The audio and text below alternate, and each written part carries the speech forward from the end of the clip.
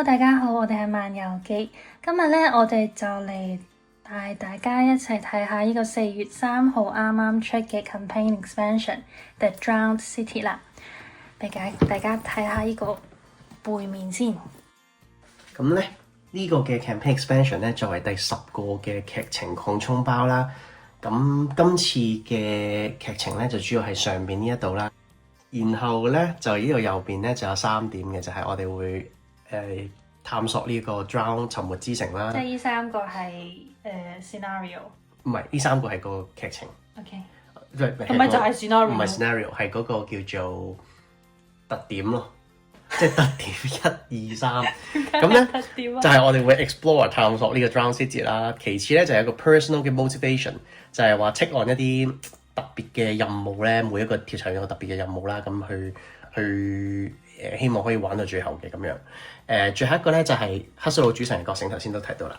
咁特別嘅咧就係可以睇到下邊嘅呢個 content 呢個位置咧，就有寫到明有350張 scenario card 啦，一個嘅 campaign guide 就係嗰本劇情簿啦，同埋一塊嘅呢個 Cthulhu board 嘅。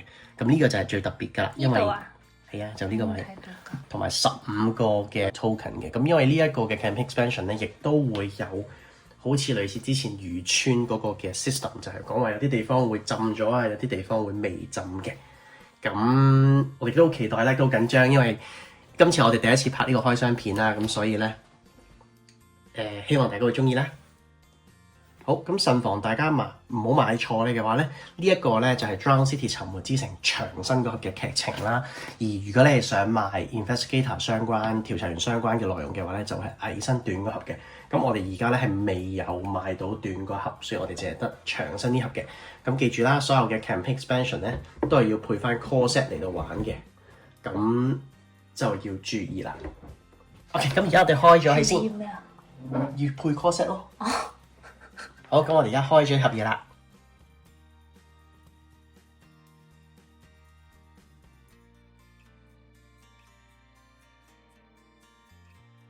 OK， 咁打開咗盒嘢之後咧，就會見到入邊嘅內容啦。首先第一咧就係、是、一個 campaign guide， 咁呢本 campaign guide 就係劇情簿。今次呢本劇情簿好似比平時嘅短啲喎，薄啲，有56頁啦。係啊，比平時嘅好似薄啲。咁我哋唔好劇透先，呢個劇透咗，擺埋一邊先，我將佢擺埋一邊先。然後咧睇下先，呢個就係一個佢嘅 board 啦。咁呢度好似係可以擺到3張卡嘅。咁呢度有15個嘅 token 啦。哦，幾靚喎，後邊呢個都鬆鬆地添。好，咁呢個就係個 board 啦。咁呢一個嘅位置就俾大家收納用㗎啦，咁大家要用到嘅卡咧就喺呢度啦。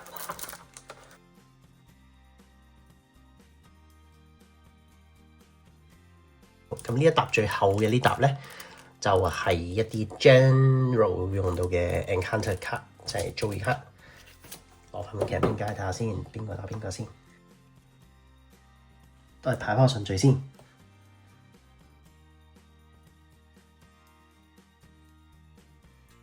好，咁分別係有10沓嘅，係嘛？咁有呢度薄啲，頭2關好似薄啲啲，跟住中間2、4、6、7同埋最後一關就比較厚少少。有啲呢個就有啲特別啲嘅顏色。通常正常嘅係呢隻色㗎嘛，呢隻色。咁啊，有3個咧就係有啲特別嘅顏色，咁就未知係乜嘢啦。但係咧，睇唔到。但係咧，我哋之後咧就會再玩嘅時候咧就會講到㗎啦。咁我哋睇下個 campaign log 先。呢個 campaign guide 寫咗。呢個 expansion 係有3個新嘅規則啦，同埋4個新嘅 keyword 嘅。首先咧，第一個規則咧就係 flood token 啦。每一個地方咧都係會有唔同嘅水浸程度嘅。咁呢個係分為3種，分別就係冇浸、局部浸同埋完全浸晒嘅。咁水浸本身咧係唔會影響我哋個遊戲嘅推進嘅。但係有啲牌咧就會因為水浸嘅程度咧而有一個特別效果嘅。而呢個 flood token 咧就係用嚟去反映嗰個地方浸嘅程度嘅。咁如果係冇浸嘅地方咧，我哋唔需要放任何嘅 token 啦。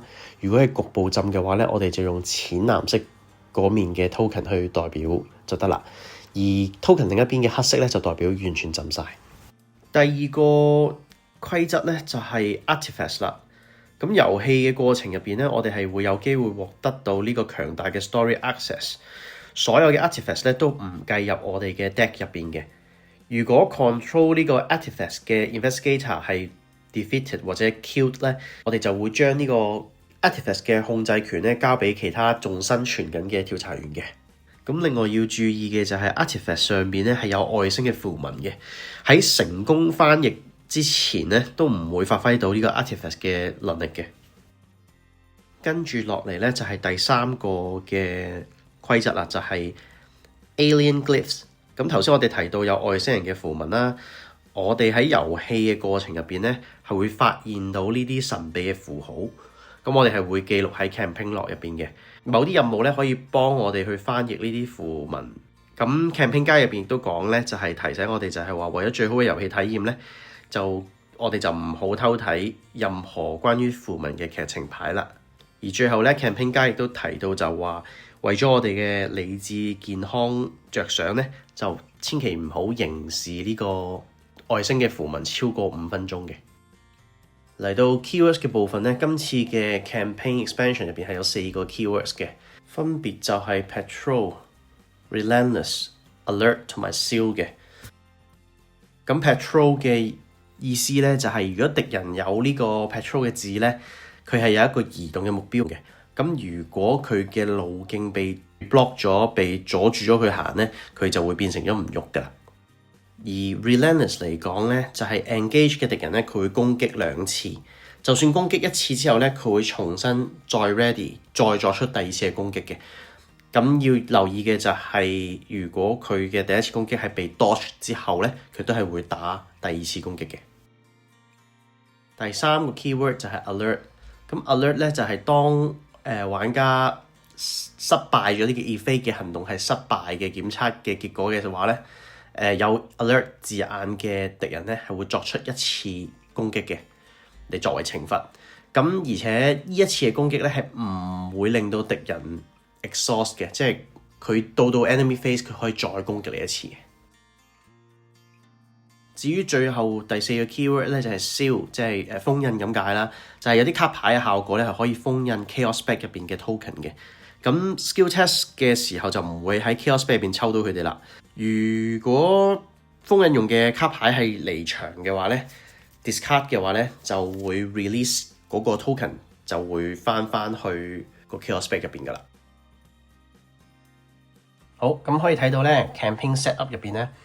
就今次都有同以前一樣噶啦，都係 easy、standard、hard 同 expert 嘅難度。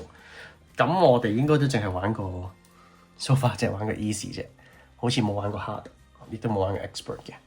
咁就如果大家中意挑戰嘅話咧，玩過第1次之後咧，重玩嘅時候咧，可以嘗試挑戰下更高嘅難度。可以見到咧，今次嘅 campaign log 咧好 standard 嘅啫，就冇話好似 Edge of the Earth 咁咧，呢度要 mark 好多嘢。咁但係頭先有一個字咧，我哋頭先解釋嘅時候咧，就有講到就係話，可能係個符號咧，呢啲符號咧就應該係有特別嘅對應嘅。嚟到左邊呢度咧，可以見到就係 artifacts earn， 咁就有5個 artifacts 啦。然後左邊呢度有支筆，有個指南針，就係 mark 低我哋幾多個人去啦，同埋幾多個生還，同埋 mark 低個劇情嘅進展嘅。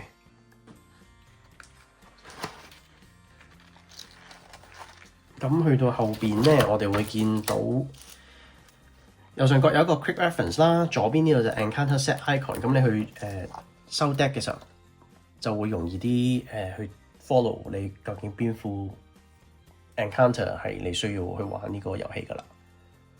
去左下角呢度咧就見到係 from the core set， 咁就係要配翻 core set 去玩啦。咁就需要 core set 入邊嘅 encounter 嘅 part 咁樣啦。好，咁繼續翻嚟 front page 呢度先，咁就掀一掀啦，睇下有啲咩特別㗎啦。Do not read 就唔好理佢啦。佢呢度有講過咧，就係話 If you playing as Wendy Adams， 咁 Wendy Adams 就係 Corset 入邊嗰個女仔啦，紅色嗰個女仔啦，個孤兒啦。咁睇嚟咧就係有一啲特別嘅 task 可以俾佢哋做嘅。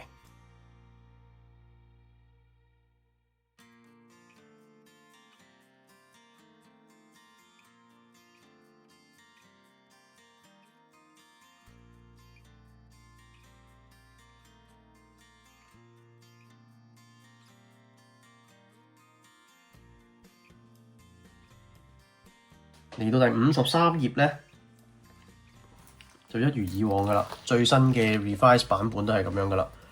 左邊呢度咧就有個 achievement list，算係一啲玩家嘅挑戰，有啲似係嗰啲你玩 Steam 啊、玩 PS5 啊嗰啲獎杯嘅 option 咁樣。咁你可以每次重玩嘅時候咧，挑戰一下，做到就剔，做到就剔咁樣。咁就係一個 achievement list。咁呢個 list 咧，以前咧就係 return box 先有嘅，但係我記得係 Edge of the Earth 咧開始咧就有印埋喺呢本 campaign log 度啦。今次呢本 campaign log 係真係就咁 go through 咧，係真係短過之前。我記得之前好似係70幾頁㗎。下落嚟咧，我就會將準備禮拜日嘅 campaign 啦。咁所以咧，我而家就會入呢個卡圖嘅。咁如果你係唔想有劇透嘅話咧，就多謝你睇到呢度啦。咁我哋係貓遊記，我哋下次再見。咁我當你撳走咗噶啦，我哋而家咧就入卡圖。咁咧記住啦，係有劇透嘅，我會喺右上角擺翻個 spoiler alert， 大家知道啦。如果你係唔想被劇透嘅話咧，就唔好睇接下來嘅片。咁我哋而家咧就會將你次見到有人趕人哋走，你走啊！咁我哋咧而家開始咧就會入呢個劇圖嘅。等我執翻好個次序先。咁不如同大家講下啦。其實我哋2月成立咗個 channel 啦。咁跟住嚟到而家4月啦。咁我哋其實就係出咗一條片啫。點解？點解我哋淨係出咗一條片咁少嘅？就其實我哋3個嘅成員啦，都係有日常嘅工作嘅。咁所以咧，我哋就係禮拜尾嘅時候咧，有時間嘅話咧，就會係約埋一齊去玩呢個遊戲嘅。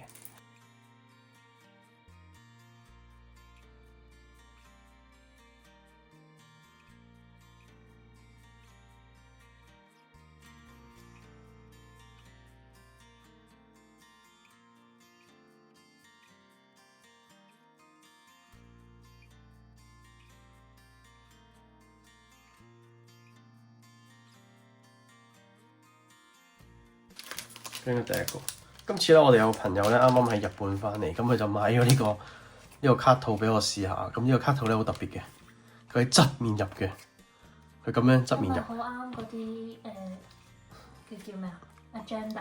係啊，我就試下今次呢個 campaign 咧，就我呢個朋友帶翻嚟嘅呢個卡套咯。睇嚟第一關係對付呢個奧巴尼人嘅 gang， 你記唔記得佢哋啊？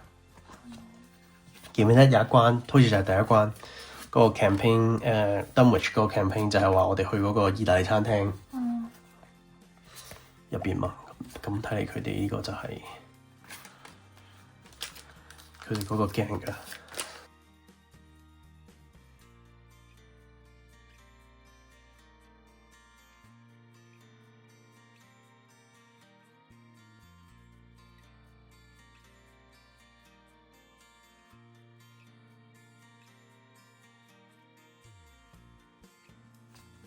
呢一紮嘅 location 卡都係一模一樣嘅。咁呢個我入到第2關，4、6、8、10、12張都一樣嘅。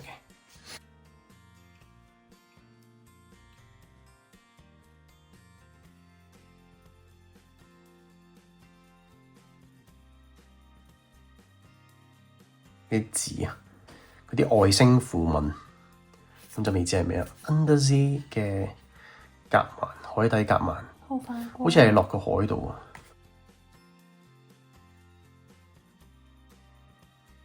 入卡套好唔好玩？入卡套係最好玩嘅，入卡套係呢個遊戲入邊，我覺得真係最開心嘅時間，因為一嚟佢 peaceful 啦，二嚟佢又好減壓嘅。其實我覺得，即係我之前段時間係真係會買到啲新嘅卡套啦，舊嗰啲啊個 size 好似唔係好啱咁咧，就將佢逐張拆翻出嚟，又逐張入翻落去啊！唔係傻仔，係最開心嘅時間，因為最自己嘅時間嚟，所以我係幾 enjoy 呢個時間。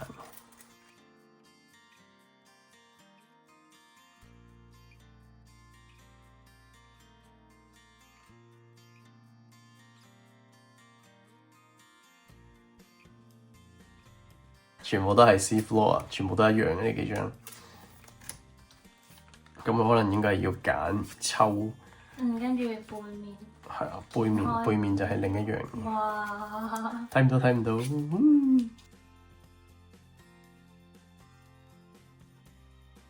哦，原來佢呢兩隻係一個劇情卡嚟嘅，隻嘅怪。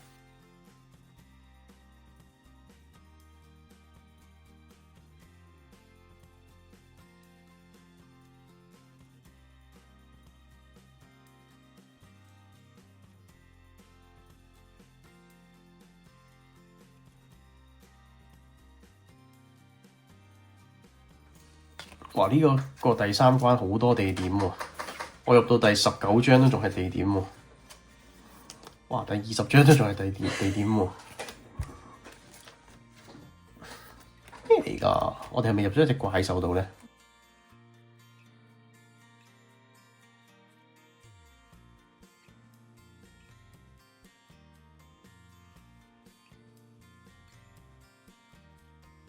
哇！你睇下呢個係 Alien Egg， 係外星人嘅蛋啊。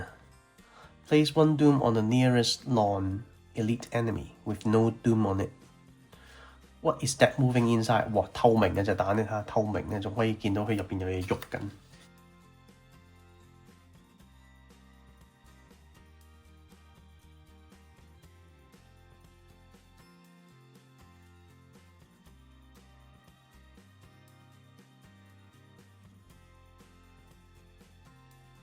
咁你哋而家諗住禮拜日就係用呢個，我哋玩個3人嘅 Drown City 嘅 campaign 啦，咁係應該會用到 Agnes，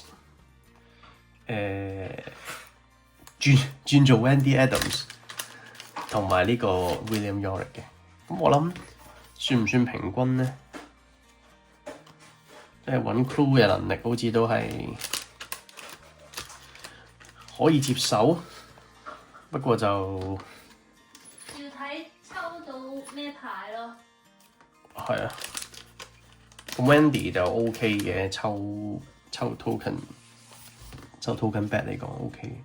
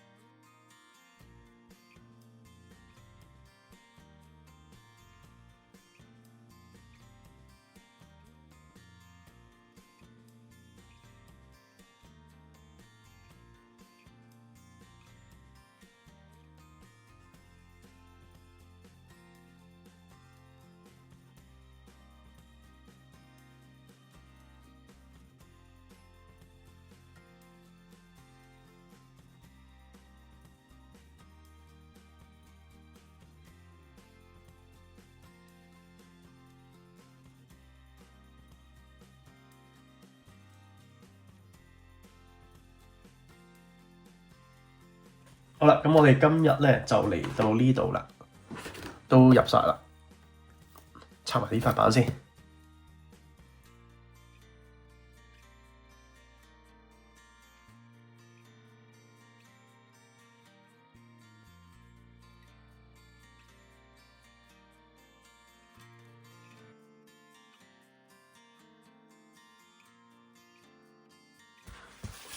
呢邊係冇嘢嘅，咁應該淨係 focus 喺呢邊。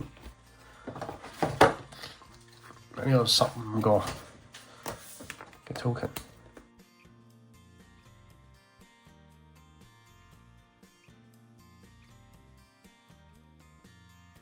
最後俾大家睇下呢個盒，有啲人問過我，之前有朋友仔問過我，呢個盒到底有啲咩用咧？呢個盒收納啦，咁同埋佢下邊咧有個膠兜，下邊冇嘢㗎，所以你唔使打開。